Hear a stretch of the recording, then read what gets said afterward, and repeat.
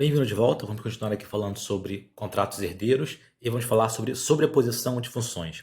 A sobreposição de funções ocorre quando temos uma função do contrato pai e nós queremos alterar o seu comportamento no contrato filho. Então nós podemos sobrepô-la. Porém, nós só podemos sobrepô-la se o contrato pai definir essa função como virtual.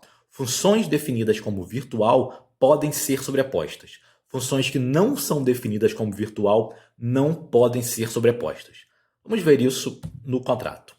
No contrato não, no código. Temos aqui dois contratos, contract full e o contract bar, que é herdeiro de full. Então vamos definir uma função aqui, calculate. Function, calculate, ela vai receber, ela vai ter dois parâmetros, vai ser dois argumentos, ela vai ser pública, ela vai retornar o int, e eu vou retornar aqui a soma, return x mais y. Muito bem, essa função, como ela é pública, ela vai ser dada por bar. Ela está aqui retornando que ela pode ser pio.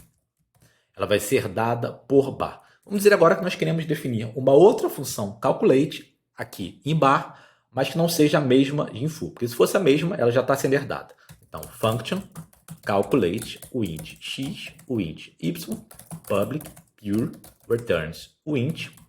E essa função agora, ao invés de somar, vai multiplicar. Se eu salvar, vejo que ele vai dar erro. Por quê? Eu estou sobrepondo uma função que existe e essa função não é virtual e essa função não está sobrepondo. Quer dizer, está tudo errado. Eu estou tentando definir uma função que já existe no contrato pai.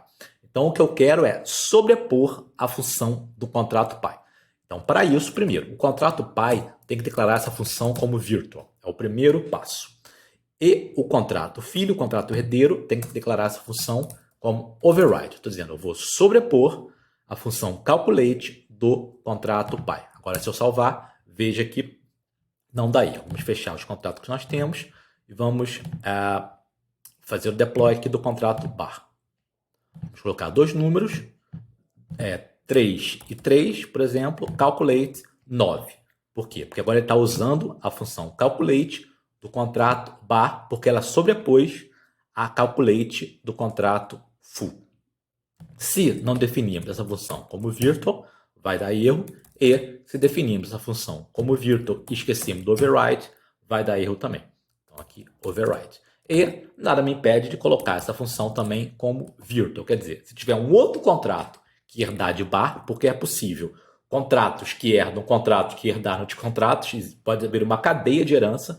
Então, como essa função está virtual, qualquer contrato que herdar de bar vai poder sobrepor a função calculate do bar. Podemos ainda assim executar a função calculate do full? Sim, podemos. Vamos criar aqui uma função calculate, que ela vai executar a função calculate do full. Então, o int x, o int y, public, e aí não precisa ser virtual nem override, porque essa função não existe, calculate, returns, ela só vai ser pure, returns o int.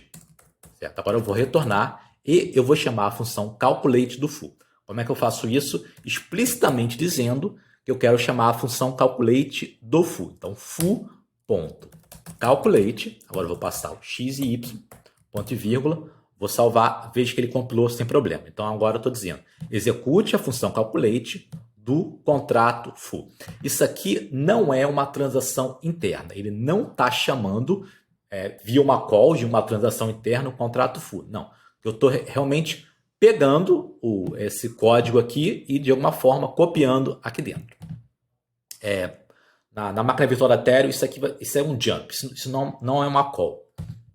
Para quem estou falando um pouco avançado, mas a ideia é que não é uma transação interna. Bom, vou fazer o deploy do contrato bar.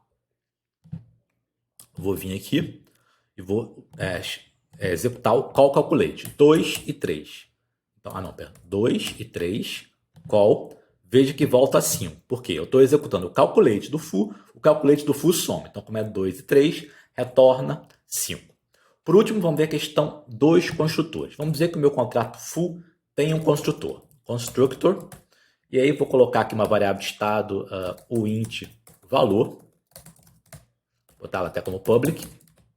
E aqui, esse construtor, ele vai receber uma int valor e que vai definir o valor inicial de valor. Então, valor igual a valor. Se eu salvar, veja que deu um erro. Por quê?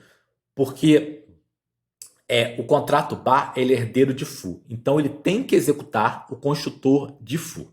Como é que a gente faz isso? Quando a gente definir o construtor do contrato bar, do lado de constructor, eu vou chamar o construtor do FU como FU.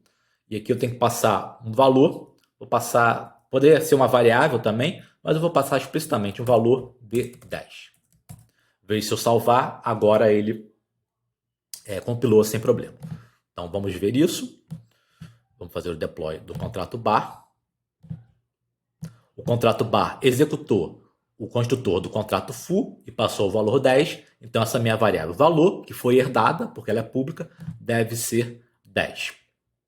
Então toda vez que o nosso contrato pai tiver um construtor, esse construtor tem que ser chamado juntamente com a execução do construtor do contrato filho. Mesmo que o construtor do contrato filho seja vazio, a gente tem que declarar para poder executar o construtor do contrato pai.